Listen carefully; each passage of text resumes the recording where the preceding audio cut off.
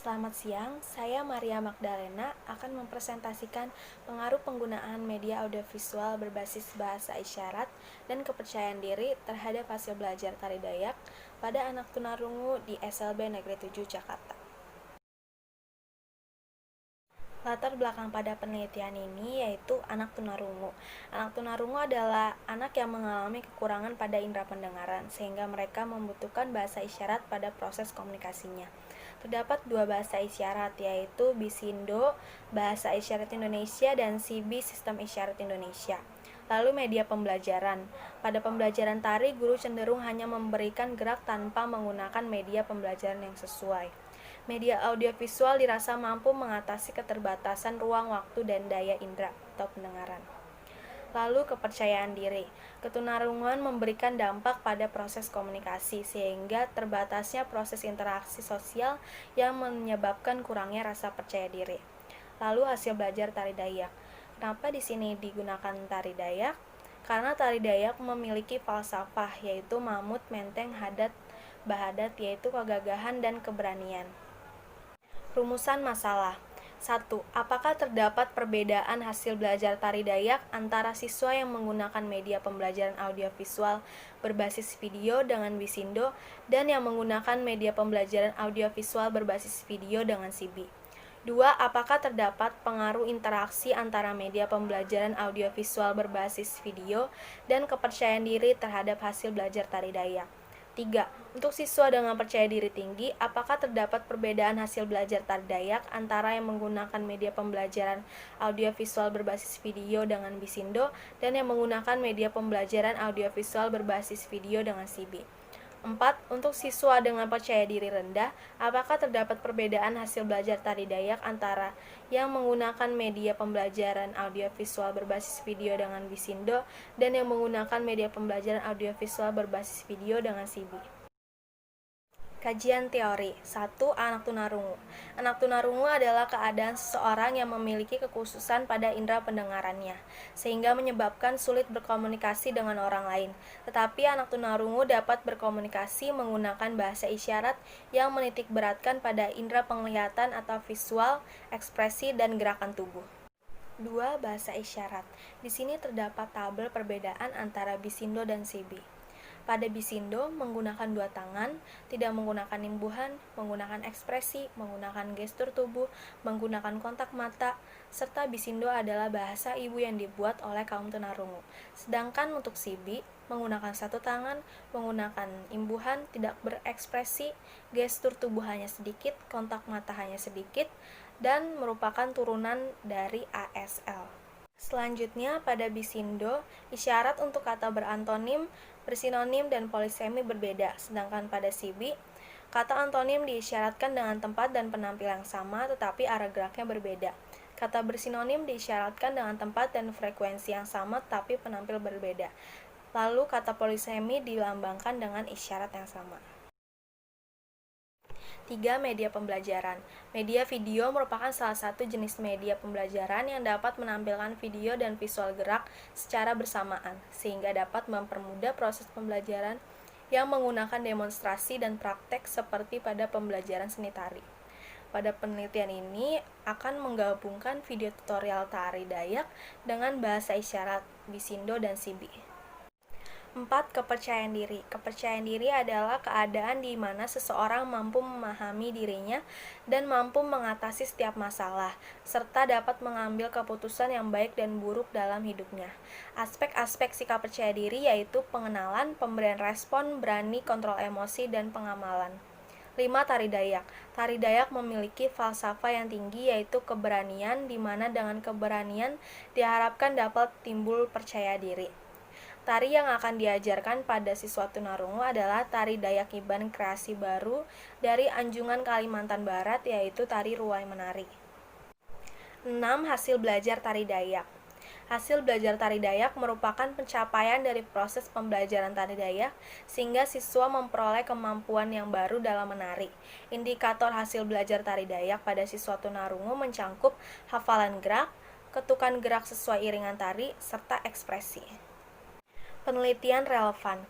Hasil penelitian Roma Ageng Mursita yang berjudul Respon Tunarungu terhadap penggunaan CB dan Bisindo dalam komunikasi. Hasil penelitian tersebut adalah mayoritas tunarungu 91% telah memakai Bisindo dalam komunikasi karena dianggap lebih mudah dan dimengerti, sedangkan CB hanya 9%. Penelitian relevan lainnya dari Farah Azizah dengan judul Tari Enggang sebagai upaya meningkatkan kepercayaan diri. Hasil dari penelitian tersebut adalah adanya peningkatan yang signifikan terhadap kepercayaan diri anak remaja dengan pembelajaran tari enggang dengan metode drill. Kerangka berpikir. 1.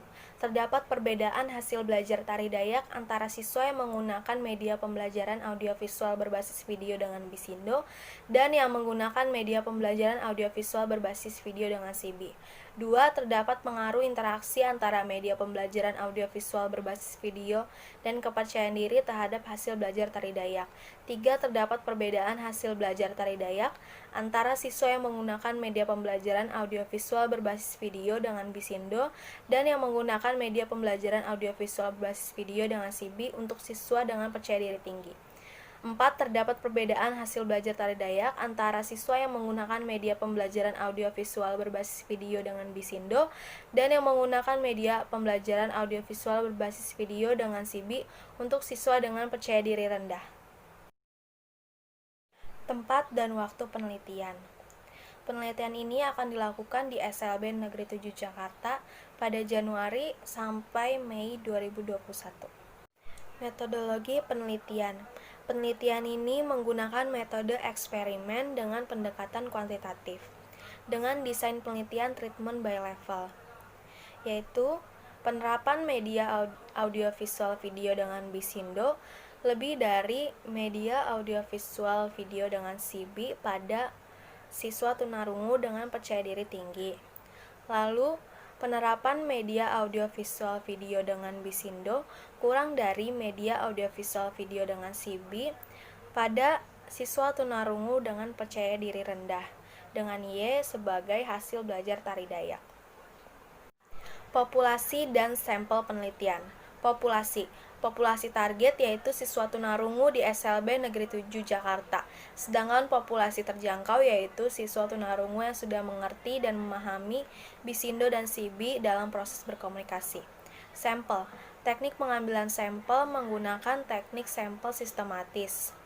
Diketahui N besar 120, N kecil 40. Jadi K sama dengan 3. Maka sampel yang diambil adalah urutan ketiga, 6, 9, sampai seterusnya sampai sampel berjumlah 40. Validitas internal. 1. Sejarah. Informasi mengenai perlakuan yang akan diberikan tidak diketahui subjek yang akan diamati. 2. Kematangan. Mengontrol secara ketat faktor kematangan sehingga tidak akan terpengaruh. 3. Seleksi. Menyeleksi sampel dengan ketat. 4. Prosedur pretest. Melakukan pengontrolan pada tes yaitu tidak memberikan pretest pada siswa. 5. Instrumen. Informasi mengenai perlakuan yang akan diberikan tidak diketahui subjek yang akan diamati. 6. Mortalitas. Tidak ada subjek yang mengundurkan diri. 7. Regresi statistik. Tidak mengikuti nilai ekstrim sehingga tidak melewati batas nilai rata-rata. 8. Perbedaan pemilihan subjek penelitian. Dilakukan pengontrolan pada kemampuan awal siswa. Validitas eksternal. 1. Validitas populasi. Memilih sampel sesuai karakteristik dan dapat dipertanggungjawabkan. Melakukan randomisasi sampel pada pemilihan kelompok. 2. Validitas ekologi. Tidak memberitahu siswa bahwa mereka sedang diteliti. Lakukan penelitian bersama guru. Lakukan penelitian di jam KBM berlangsung. Melakukan penelitian secara samar-samar. Definisi konseptual. 1. Kepercayaan diri. Memperhatikan, mengikuti, berlatih, tidak malu-malu berkomunikasi, tidak demam panggung, berani dalam mengambil keputusan, berbaur, mengekspresikan perasaan, mampu mengendalikan emosi, dan menampilkan tari ruai menari dengan ekspresi. 2. Hasil belajar tari Dayak. Hasil belajar tari Dayak merupakan pencapaian dari proses pembelajaran tari Dayak sehingga siswa memperoleh kemampuan yang baru dalam menari.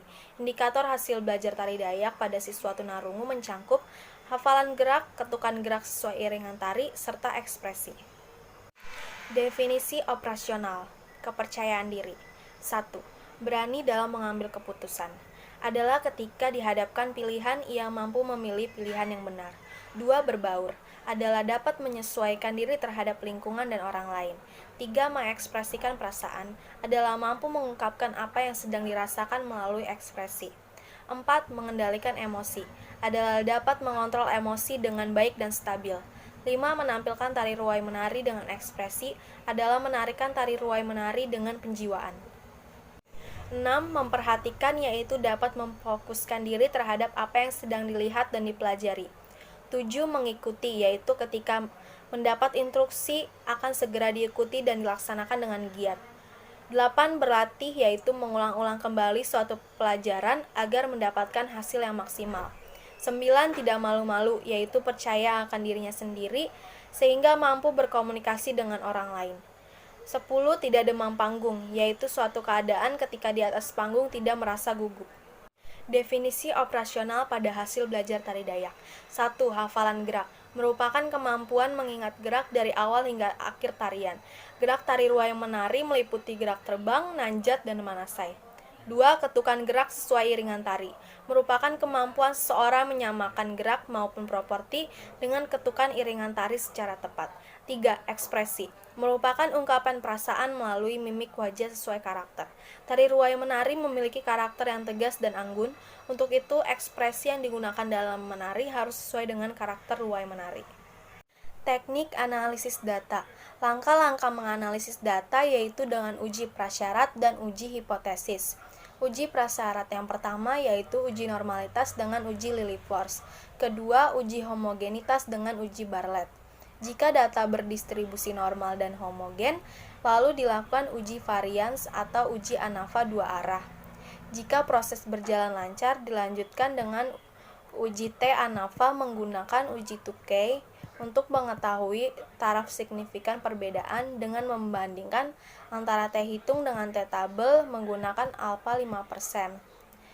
Lalu dapat ditentukan uji hipotesis, yaitu jika T hitung lebih dari T tabel atau taraf signifikan kurang dari 0,05, maka media audiovisual berbasis bahasa isyarat, yaitu diantaranya media audiovisual berbasis Bisindo, media audiovisual berbasis CB, dan kepercayaan diri berpengaruh terhadap hasil belajar tari Dayak di SLB Negeri 7 Jakarta. Jika T hitung kurang dari T tabel atau taraf signifikan kurang 0,05, maka media audiovisual berbasis bahasa isyarat, yaitu diantaranya media audiovisual berbasis Bisindo, media audiovisual berbasis CB, dan kepercayaan diri tidak berpengaruh terhadap hasil belajar tari Dayak di SLB Negeri 7 Jakarta. Hipotesis statistik. 1. H0. Rata-rata A1 kurang dari atau sama dengan rata-rata A2. H1. Rata-rata A1 lebih dari rata-rata A2. 2. H0. Interaksi AXB sama dengan 0. H1. Interaksi AXB tidak sama dengan 0. 3. H0. Rata-rata A1B1 kurang dari atau sama dengan rata-rata A2B1. H1. Rata-rata A1B1 lebih dari rata-rata A2B1. 4. H0. Rata-rata A1B2 lebih dari atau sama dengan rata-rata A2B2. H1. Rata-rata A1B2 kurang dari rata-rata A2B2.